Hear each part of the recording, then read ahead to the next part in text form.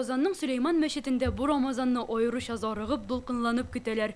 Мәчет узган ел төзекләндерелде. Моңарчы биредә ифтарлар зурлап уздырылмаган. Быелгы изге айның һәр көнендә монда 100 кеше авыз ачарга җыелачак. Кешеләр килгәч, үзара алар аралашкач, бергә ифтарлар, теге авыз ачу мәҗлесләрендә катнашкач, ул теге дуслык хисе уяна бит. Ифтарларын теләгән кеше үткәрә ала, ләкин аларга мәчетләргә мөрәҗәгать итәргә кирәк һәм сорарга кирәк нинди вакытларын, урыннарын. Рамазанны һәр кем үзенчә якынайта. Бу рухи һәм физик яктан чистарыну ае санала.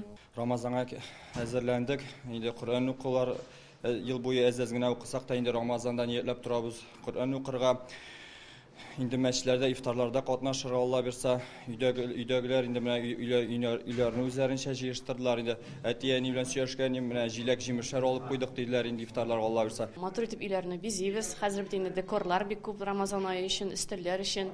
Аерым тәмле, иң тәмле ризыкларны пешерәбез. Әниебез дә иң тәмле ризыкларны пешереп безне көтеп тора ифтарларга. Рамазан аенда без инде тырышабыз бик күп саваплар эшләргә. Елдагыча быел да республикада Рамазан изге гамәлләр ае марафоны оештырылачак. Татарстан дини нәзарәтенең гөләмәләр һәм казыйлар шуралары фитр садакасын түләү өчен нисап күләмен билгеләде инде. Ул 43 мең сум, зәкят чыгару өчен 495 мең булачак. Фитр садакасы 150 сумнан башлана. Моннан тыш сәламәтлеккә бәйле рәвештә ураза тота алмаучыларга тотылмый калган һәр көн өчен 400 сум күләмендә фидия билгеләнде. Һәр кешенең зәкят хәйрия фондына мөрәҗәгать итеп ярдәм күрсәтү яки алу мөмкинлеге дә бар. Иң кимендә 20 баланы тернәкләндерү һәм дәвалау курслары өчен акчалата ярдәм итәргә ниятлибез. Һәм узган ел 29 олы яшьтәге мохтаҗ кешегә акчалата ярдәм иткән булсак, быел да шулай ук кимендә 20 кешегә ярдәм итербез дигән максат куябыз.